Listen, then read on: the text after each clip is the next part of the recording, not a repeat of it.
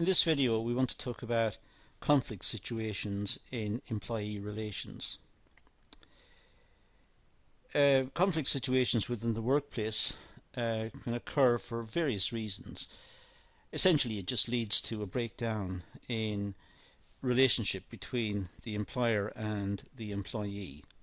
There is bad feeling between both of them, and that's the source of the conflict. They may disagree about various points, which leads to the conflict, leads to the disagreements. And what we're going to do in this video is just look at some of the areas in which they may disagree, some of the more popular areas to account for disagreement, ones which are most written up and most discussed. So we'll look at some of those in the context of this video.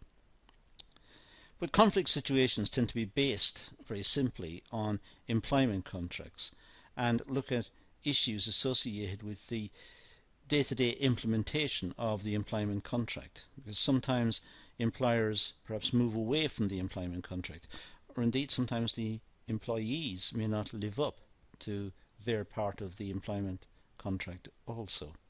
But conflict can arise, for example, based on issues associated with salary and with benefits. Sometimes workers feel that they're not being paid enough. On the other hand, the employers may think the workers are being paid too much. Source of conflict. Redundancy, we'll talk about that later. Working conditions and hours of work. We've also got organisation policies. So there are various ways in which conflict can arise, and these are the sort of general headings under which conflict can arise. And we'll look briefly at each of these in the rest of this video, starting with salary and benefits. Conflict can arise if employees' pay is not satisfactory, if they feel that their pay is not enough. So they demand an increase in pay. Now, the reasons why they may feel their pay is not sufficient can be based in itself on other factors, which we'll talk about in a second. But when employees feel that their pay hasn't kept abreast of prices, for example, they may feel aggrieved, and they will negotiate for higher wages, higher salaries, more remuneration. They'll negotiate to try and get an increase. Clearly, the management have not got an interest in paying higher wages or higher salaries. The management will want to try and hold the line and keep the wage bill as small as possible. Here's a very basic conflict between the two sides. Management, the owners of the business, let's say, they set up the business to make a profit. They did not set up the business to create employment or to pay the workers large salaries. They set up the business to make a profit. So it's in their interest to keep the wage bill down. Now obviously some writers over the years have found loopholes and ways around this and have disputed whether what I've just said is accurate or not, and you'll always find situations to the contrary. But in a very simple sense, the employers set up the business to make a profit, not to pay large sums of money to the employees. Now that's a working hypothesis. We might find examples to the contrary. Strikes can also take place if women workers are paid unfairly. So again, based on salaries and benefits, if the management decide to pay female workers less, and they're doing the same work, let's say, then that can lead to conflict.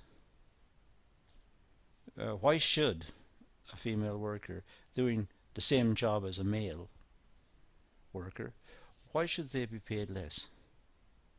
What's the logic in that? They're doing the same work. So that could be a source of conflict. The Request for an increase in pay, as I said earlier, could be due to external pressures, for example inflation or an increase in interest rates. Say inflation, if prices are rising and people are receiving a fixed salary or a fixed wage, they'll find they're able to buy less and less as time goes by. So they know about inflation, they know that prices are rising, so they demand an increase in pay. Now the management may not be able to give that because the management might find that their product is not selling as well, the market is constricting, they're finding it difficult to market their product. So management may have to try and hold pay increases. And you can see the ingredients are there for a dispute. Redundancy, well, it may cause all sorts of conflict within the organization. People don't want to lose their work. This is what they depend on to pay their bills, to pay for accommodation and food and transport and clothing and so on. So this is what feeds the family, and they don't want to lose that source of income. Organizations may have to lay off workers because of restructuring, necessary restructuring of the business, perhaps in an effort to try and cut costs. Let's say a company in the UK employs some workers, and then because of globalization there's a lot of imported products that are in direct competition with the output of the business. Well, the imported products, the chances are going to be a lot cheaper.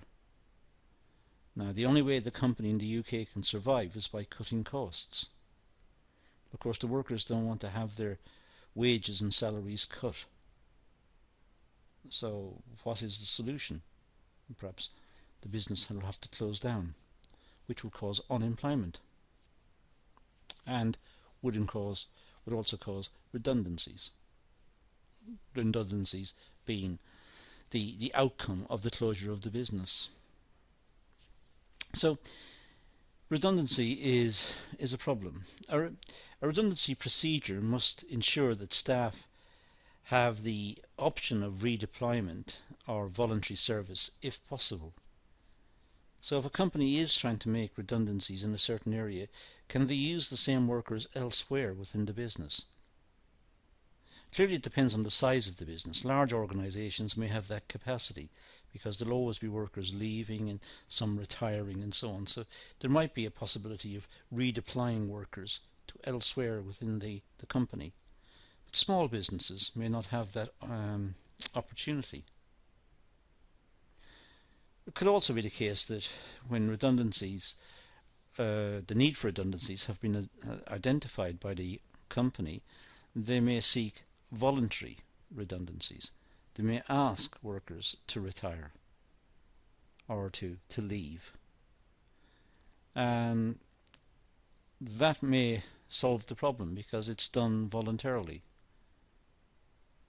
So it's a possibility just to ask workers if they want to leave, and if they do want to leave, perhaps give them some cash to compensate, give them some severance pay to compensate.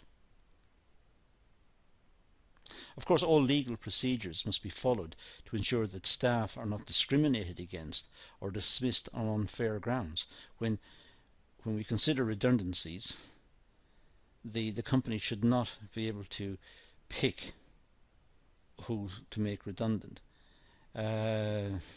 pick it on a basis of discriminatory practices, pick it on the basis of the colour of people's skins or the religion they practice or their backgrounds, their educational backgrounds or whatever. They should be careful not to discriminate. Working conditions. Well, there's always the possibility of conflict over working conditions. People go to work to earn a living. They don't go to work to put their life at risk. They don't want to work in an unsafe or an unhealthy environment. They want clean air to breathe, and they want clean water to drink. So working conditions should meet basic requirements.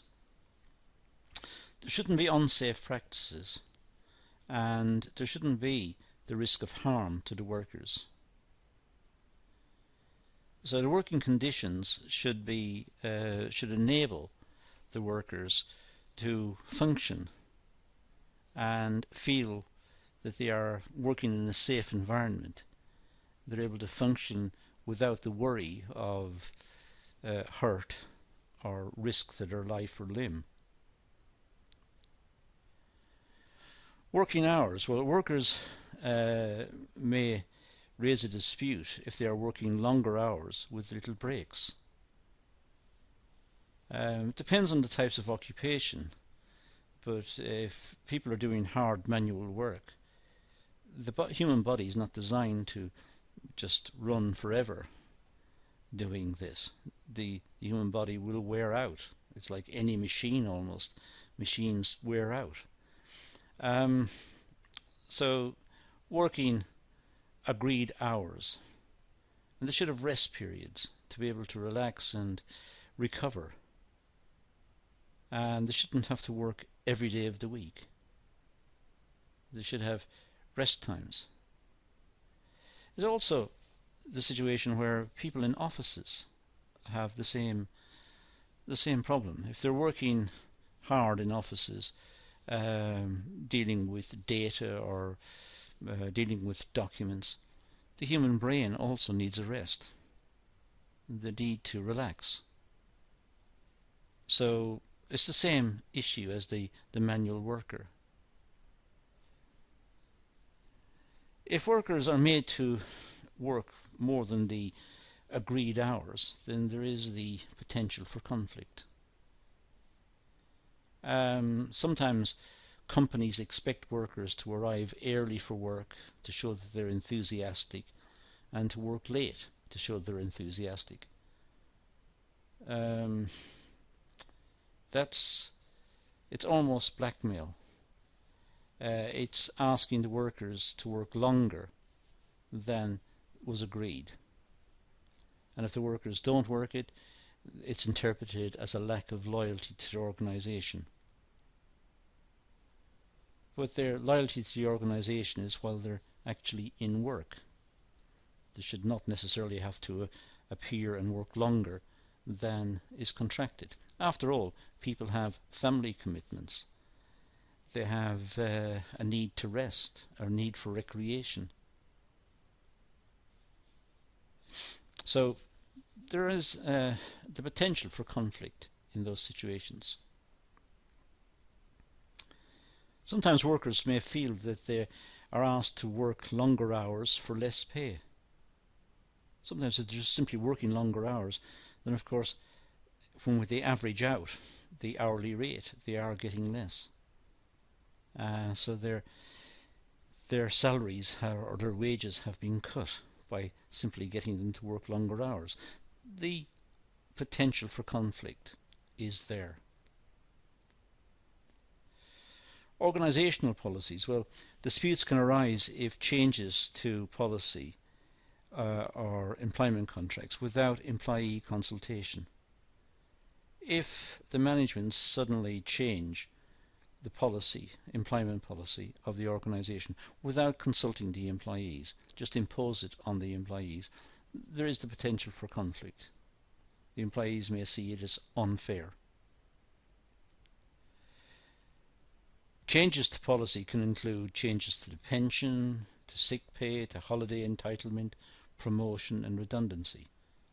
And changing any of these without consultation can lead to conflict. So in this video we've looked at areas where conflict can arise within employee relations. It's important to note these and to be able to recognize the sources of conflict, and those will help us to understand why conflict takes place, why we have let's say strikes or disputes within companies, and we can normally trace them back to some of the points mentioned in this session. But that's all I'm going to deal with here, so I'm going to leave it at that and say thank you for watching.